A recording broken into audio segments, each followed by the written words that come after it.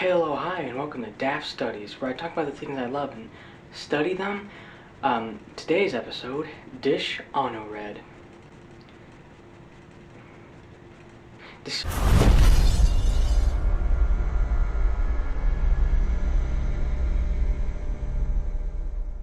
so, why do I love Dishonored? Well, first off, The visuals are beautiful, gorgeous, just amazing to look at. This is thanks to Viktor Antonov. He's also the visual designer for Half-Life 2, which makes sense because that game is good looking as well. But the oil painting aesthetic is just amazing. There's also a maybe tribute to him with Anton Sokolov, a oil painter himself, and Anton Sokolov is an anagram for Vilko Antonov. So his last name is in there, so that counts for something. I don't really know how to talk about visuals in games, so here's an amazing montage of the sights you can see.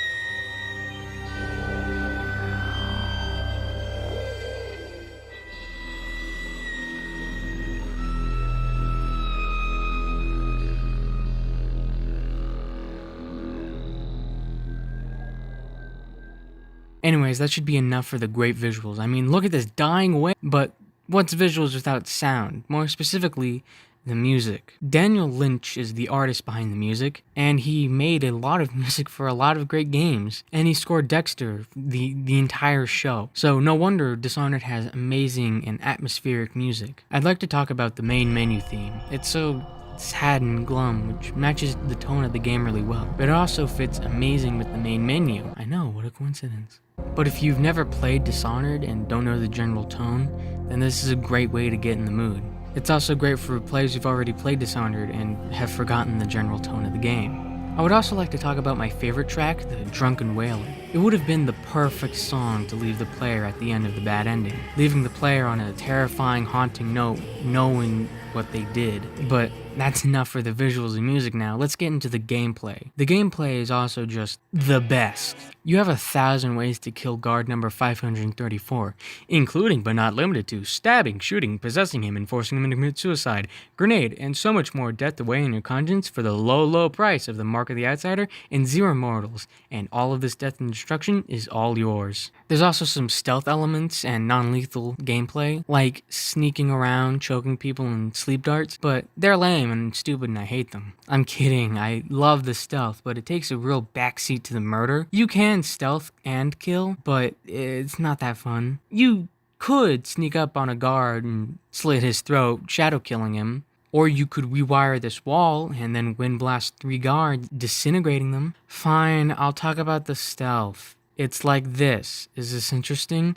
No. Let's get back to murdering. Devour lets you create a swarm of rats, and why is there non-lethal gameplay showing? God damn it. Fine, I'll talk about non-lethal stuff. The non-lethal way to play this game is just sneaking around and choking people, and killing your targets indirectly, like Batman sometimes. It's fantastic. They are getting their comeuppance in a poetic way. Amazing game design, 10 out of 10. Also, doing a non-lethal playthrough lets you see the good ending, and killing people lets you see the bad ending. Also, killing thousands of people changes the city of Dunwall. For one, those thousands of people are dead, and two, the plague spreads more and more, allowing you to see weepers. The end battle's a bit different, and people's moods change, and people die in a different way as well. Wow, that's so cool. Okay, back to the fun things. Devour is a rat swarm you can spawn to eat a small group of people, so you can rat swarm these guys and then stab them.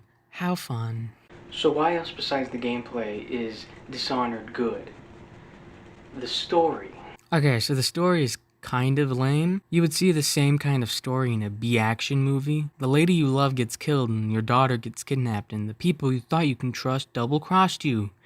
and again. But you save your daughter and all is good in the city of Dunwall. The story is just enough to get you from point A to point B. I feel bad for saying this, but it's not the destination, it's the journey. The side missions that you find yourself, the gaps in your memory where you kill everyone, the gaps in your memory trying not to get caught, constantly reloading a quick save, the books and letters you read, and then finally saving Emily. It's beautiful. It's like the game is one long Andy Warhol painting. It's fucking Campbell soup, but it's art, damn it! And that's why I love Dishonored. You can kill literally everyone, including Emily, and still have a great time. Or you can never harm a single soul, not once be spotted, and save Emily and still have a good time. This game is transitional art, and I mean that literally. The game changes as you play, depending on what you do. And that's why I fucking love Dishonored. If it didn't have great visuals, no one would really care. If it didn't have a great OST, no one would really care. If the game's world didn't change based on your actions, no one would really care. It would be a 3 out of 10 game. If it didn't have all these amazing things. Dishonored made a plain white toast of a story and made you love it. And that's why I love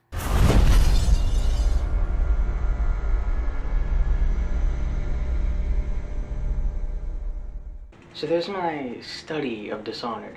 If you haven't played Dishonored, you're obligated to play it now, right now. And if you have played it, well, I hope this video makes you want to replay it, or at least you've learned something new. I don't know how to end videos, so bye!